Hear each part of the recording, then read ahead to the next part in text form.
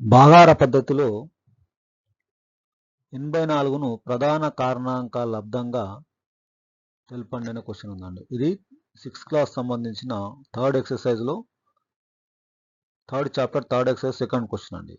Simple question అండి. 84ను మనం భాగాహార పద్ధతిలో ప్రధాన కారణాంకాల లబ్దంగా రాయాలంటే కనిష్ట ప్రధాన సంఖ్యతో భాగించాలండి. 2 4s 8, 2 2s 4 అండి. అగైన్ ఇట్ ఈస్ డివైజబుల్ బై 2 అండి. 2 2s 4, 2 1s 2. ఇది 3 టేబుల్ వస్తుంది కదండి. 3 7s 21. Again year 7 1s 7. ఇలా 1 వచ్చే వరకు భాగించాలండి. సో 84 మనం ఇలా రాస్తే 2 ఇంటూ 2 ఇంటూ 3 ఇంటూ 7 ఇంటూ 1 అండి. ఓకే, ఈ 1 మనం రాయకున్నా దానికి ఒకటే కాబట్టి 2 ఇంటూ 2 3 ఇంటూ 7 అండి. Okay, 2 into 2 3 into 7. దీన్ని ఇలా కూడా రాయొచ్చండి. 2 టైమ్స్ ఉంది కదండి. 2 స్క్వేర్ ఇంటూ 3 ఇంటూ 7. సో 84ని ఇలా ప్రధాన కారణాంకాల లబ్దంగా రాయొచ్చండి. నచ్చితే లైక్ చేయండి, సబ్స్క్రైబ్ చేయండి, షేర్ చేయండి. Okay, thank you.